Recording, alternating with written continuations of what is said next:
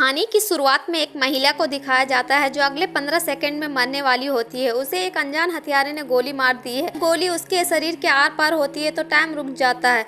वह हैरान हो जाती है कि क्या हो रहा है। तभी वहां उसी समय मौत का फरिश्ता आ जाता है। कहता है कि उसे बदला लेने के लिए वो 15 सेकंड दे सकता है, इससे पहले कि वह उसे जहन्नुम में भेजे। लेकिन वो इतने कम टाइम में असली हत्यारे का कैसे पता लगा पाएगी। उसे एक प्लान बनाना होगा और 15 सेकंड के अंदर उसे कंप्लीट करना होगा। महिला जानती है कि ऐसा करना मुमकिन नहीं है, लेकिन वो हार मानने के लिए तैयार नहीं है और वो कोशिश करने का फैसला करती है। महिला 15 सेकंड में कभी भी टाइम को रोक सकती है। पहला काम पीछे मुड़कर किलर के फेस को देखना है।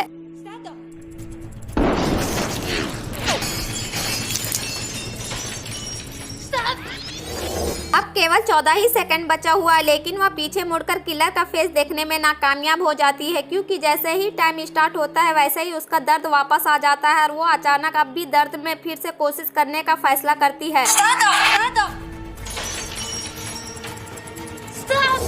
महिला इस बार कामयाब हो जाती है। जब वह पीछे मुड़कर देखती है तो किलर उसकी क्लाइंट की बेटी किम है। किम की मां मानसिक तौर से बीमार है। उसे ठीक होने के लिए रेगुलर दवाई खाने की जरूरत है। महिला उसकी डॉक्टर है, क्योंकि उसकी मां के बीमारी में ज्यादा सुधार नहीं आया है, इसलिए महिला उसकी दवाई बढ़ा देती है। लेकिन कुछ ही टाइम बाद उसकी मौत हो जाती है। किम अपनी मां की मौत का इल्जाम डॉक्टर पर लगाती है, इसीलिए वह बदला लेने के लिए यहाँ आई है। लेकिन महिला जानती है कि वह निर्दोष है, इसीलिए वह बदला लेने के लिए बाकी टाइम का इस्तेमाल करने का फैसला करती है। वह किलर को मारने का प्लान बना रही है। वो बाकी बचे 13 सेकंड का इस्तेमाल करने का फैसला करती है। वो अपने चारों तरफ देखती है और उसके दिमाग में पूरा प्लानिंग आ जाता है।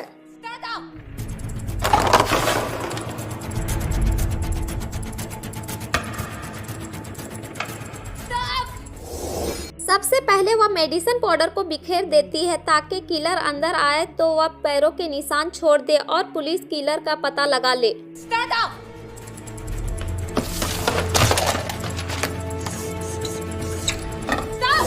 वह जल्दी से टेबल पर किम का नाम लिखती है, लेकिन ये स्पष्ट है कि किलर को इस बारे में पता चल जाएगा। महिला यही चाहती है।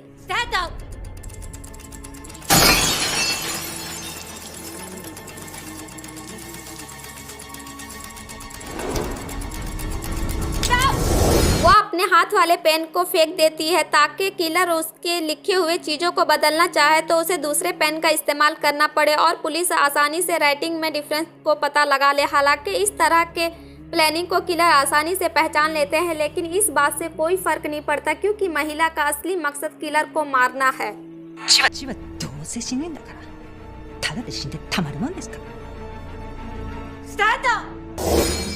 महिला 2 फूलों को सॉकेट के अंदर डाल देती है। जैसे वह उसे छोड़ेगी, फूलों के अंदर वाला पानी टेबल के पानी में टच हो जाएगा और किलर जैसे ही राइटिंग बदलने के लिए आएगी वैसे ही उसे फूलों को हटाना पड़ेगा।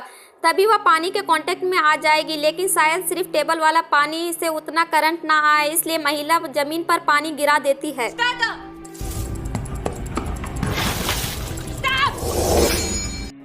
अब जमीन वाला पानी और टेबल वाला पानी किलर को तगड़ा करंट देने के लिए काफ़ी है। ये प्लानिंग इतना परफेक्ट है कि मौत का फरिश्ता भी उसकी तारीफ करता है। वह आखिरी बार किलर की जानकारी पुलिस के लिए छोड़ना चाहती है। इसी बीच एक दुर्घटना हो जाती है। किलर फिर से पीछे से गोली मार देती है। पता चलता है कि महिला ने जब पीछे मुड़कर देखा था तो किलर ने सोचा कि वह वापस से अटैक करने वाली है, इसीलिए उसने एक और गोली मार दी। महिला के जीवन के अब सिर्फ 6 सेकंड बचे हुए हैं। अब इतने कम समय में वो कुछ बदल नहीं सकती। मौत का फरिश्ता कहता है कि हार मान लो, लेकिन महिला कहती है कि वह हार नहीं मानेगी। महिला किलर को सच्चाई बताने पर जोर देती है और जमीन पे पड़े हुए लेटर को देखती है और जानती है कि ये उसके लास्ट चांस है।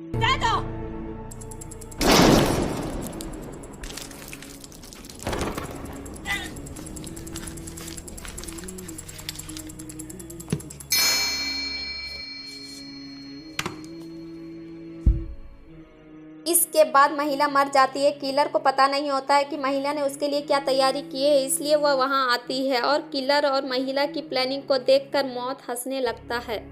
किलर जमीन के पाउडर को देखकर अपने पैरों के निशान छोड़ने के डर से चप्पल पहन लेती है। वह टेबल पर अपने नाम को देखती है और पेन लेकर इसे बदलने की कोशिश करती है। अचानक उसे लगता है कि ये वो पेन नहीं है, इसलिए वह उसे पेन को उठाती है जिसे महिला ने दूर फेंक दिया था। राइटिंग बदलने वाली ही होती है, लेकिन जैसे कि महिला को यकीन था कि वैसा ही होता है और उसे करंट लग जाता है। वह मरी नहीं है, बेहोश हुई है। जब किलर उठती है और उसे बाहर सिक्योरिटी गार्ड के कदमों की आवाज़ सुनती है तो वह जल्दी से राइटिंग बदलती है और वहां से चली जाने वाली ही होती है। तभी वह महिला के हाथ में एक लेटर देखती है। लगता है कि ये इम्पोर्टेंट लेटर है, इसलिए वह वहां से लेकर चली जाती है। जब लेटर खोलती है तो वो देखकर चौंक जाती है। ये उसकी माँ का लेटर है।